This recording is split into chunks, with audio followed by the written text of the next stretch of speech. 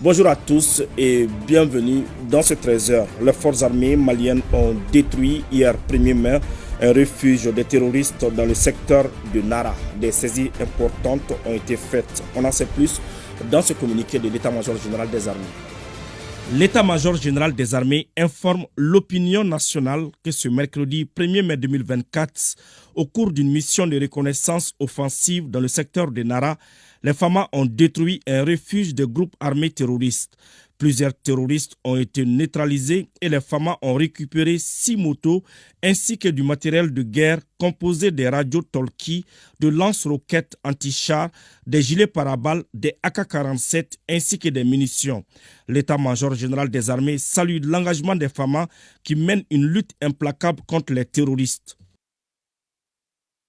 Je vous l'annonçais dans les titres, la 57e session de la Commission sur la population et le développement se tient à New York du 29 au 3 mai. La délégation malienne est conduite par le ministre de l'Urbanisme, de l'Habitat, des domaines de l'aménagement du territoire et de la population. Dans son intervention, il a mis l'accent sur la volonté politique des autorités maliennes à mobiliser plus de ressources internes et externes pour l'atteinte des objectifs. Le ministre Touré a également fait le point des acquis dans le cadre de l'agenda de cette 57e session, et cela malgré un contexte de crise multidimensionnelle. Compte rendu Aïssata Ibrahim Maïga.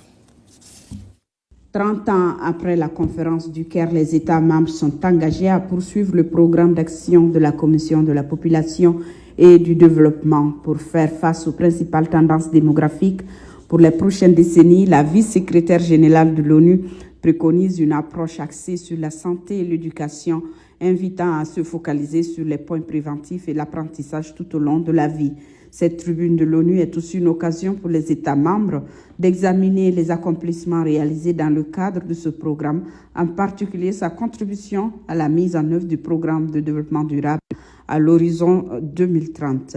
Malgré les progrès remarquables réalisés, le Mali reste confronté à des défis multiples et multiformes à relever en matière de population et de développement. Il s'agit notamment de l'insuffisance et la faiblesse dans la mobilisation des ressources humaines au niveau national et international, l'insécurité, le faible accès des populations aux services sociaux de base, notamment dans les zones les plus vulnérables, et enfin la faiblesse de la production et de l'analyse sectorielle des données pour mieux orienter les politiques de développement.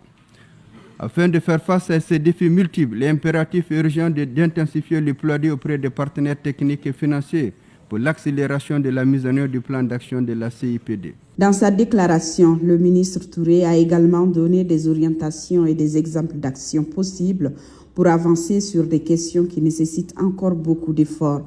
Il est à noter que la CPD est une commission fonctionnelle du Conseil économique et social des Nations Unies. À ce titre, elle effectue certaines tâches pour le compte de l'ECOSOC et conseille ce dernier sur des questions liées à la population, au développement et au programme d'action de la Commission internationale pour la population et le développement.